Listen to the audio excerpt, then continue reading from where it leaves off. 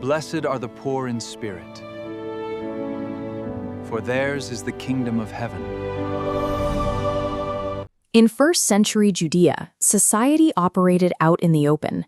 Your standing in the community was determined almost entirely by what people saw you doing. Morality was defined by a strict external checklist.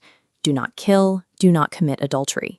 If you stayed within the literal boundaries of those ancient commands, you were considered a righteous person. The masters of this system were the scribes and the Pharisees. They had perfected the art of rule following, turning external compliance into an exact science. But this rules-based system created a gap between reputation and reality. A person could be completely flawless on paper while secretly harboring a toxic, corrupted internal world. When Jesus gathered the multitudes on a mountainside, he immediately challenged those power dynamics. He told the crowd the kingdom of heaven didn't belong to the religious elites, but to the poor in spirit, to the mourning and the meek, and those persecuted for doing right. He then presented a startling requirement.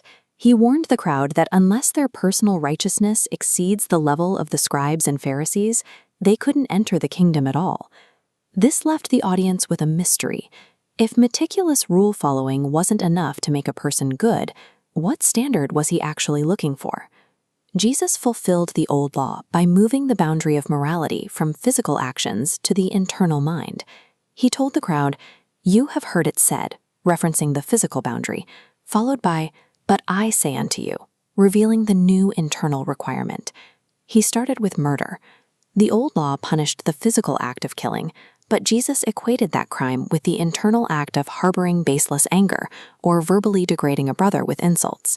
This internal standard was so absolute that he instructed his followers to prioritize reconciliation over ritual. If you were at the altar and remember a conflict, you leave your gift behind and settle the matter immediately. While a person can perform compliance for the sake of their reputation, a heart genuinely free of malice cannot be manufactured. It either exists or it doesn't. He applied the same logic to adultery, moving the crime away from the physical encounter to the internal act of looking at another person with the intent to lust. To illustrate the severity of this internal corruption, he used vivid hyperbole.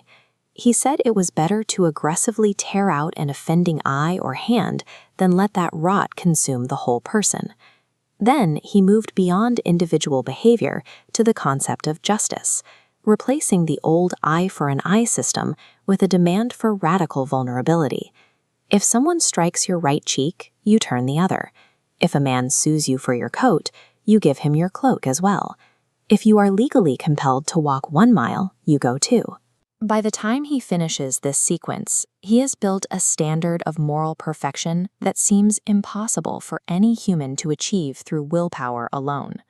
Jesus eventually confronts the most universally accepted moral baseline of his time, the idea that you should love your neighbor and hate your enemy. He rejects this entirely. He tells his followers they must actively love their enemies, bless those who curse them, and pray for the very people abusing them. This requirement shifts the entire objective of the law. Morality is no longer about avoiding legal trouble. It is about adopting the nature of God himself. He points to the sky for proof, reminding the crowd that God causes the sun to rise on the evil and the good, and sends rain to the just and the unjust. Nature provides warmth and water without bias. Under this new law, human love is expected to operate the same way, dispensed unconditionally regardless of the recipient. This brings us back to the metaphors Jesus used at the start, the salt of the earth and the light of the world. A city set on a hill cannot be hidden. A candle is meant to illuminate the entire house. A radical internal transformation like this cannot be contained in private. Being that kind of light is impossible if your only focus is managing a negative checklist of sins to avoid. True righteousness is not measured by the boundaries a person refrains from crossing, but by an internal landscape of love that naturally spills over onto everyone they meet, friend and enemy alike.